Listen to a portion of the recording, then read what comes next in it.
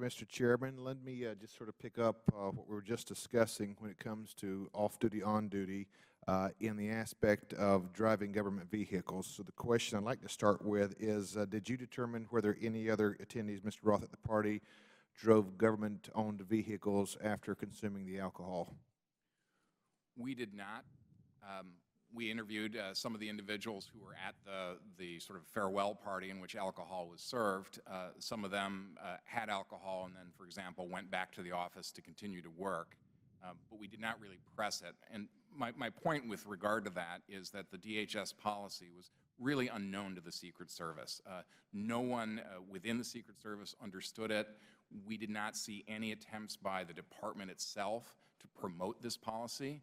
The policy was in the manual for sort of essentially maintenance of cars, government cars. It was not a place in which you would naturally look to see a policy like that.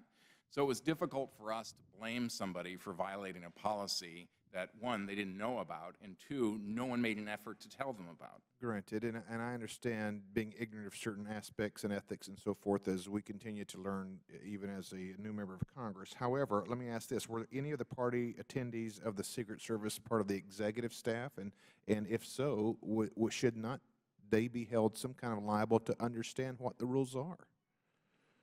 Yes, I agree with that. Subsequent to this, of course, as been noted, the Secret Service put a new policy in place, a very bright line policy in place that says you cannot step into or operate a government vehicle if in the last 10 hours you've had any alcohol whatsoever.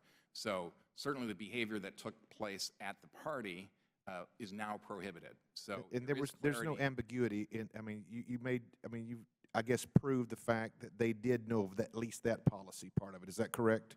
I mean, most Secret Service agents, if you've been drinking, probably not a good idea to get back into your government-owned vehicle. Well, what we found was that there was a lot of uncertainty as to what the policy was. It was to not drive drunk, obviously, but the question of when you're impaired, in other words, is it okay to have a drink and then drive? And I think at a previous hearing, Director Clancy, in fact, talked about that.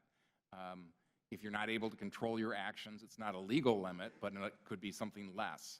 You may not be intoxicated by a legal limit, but some could say that you don't have the proper abilities. So some sort of impairment, but that was such a vague sort of standard that it's functionally unenforceable. It is, but you did mention, I believe, just a second ago, that some Secret Service employees returned to work after consuming the alcoholic beverages. Is that correct? Correct.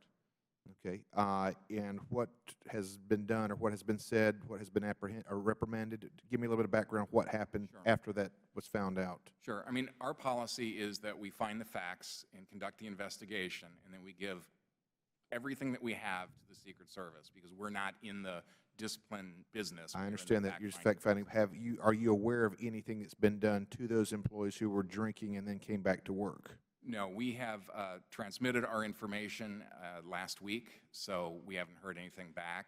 I mean, typically we won't, by the way. And we've talked a little bit about the culture of the Secret Service.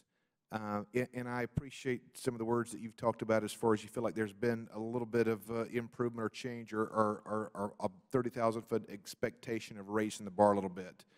But this kind of contradicts that mindset that there's still that frat party mentality, that what applies to everybody else doesn't apply to us. I don't want to speculate or create some kind of hypothesis here, but is that a fair statement that there are still things, work that need to be done inside the Secret Service to get the bar raised? Yes, I share your concern with exactly that. We don't know the degree of the problem, but it certainly seems like there's some issues here. Well, I will tell you this on a personal note, Mr. Roth. I've seen you here as well as my other committee on Homeland Security. You always do exemplary work, and I appreciate it. I think the American appreciate your thoroughness. Thank you very much. With that, I yield back, Mr. Speaker. Thank you, Mr. Chairman.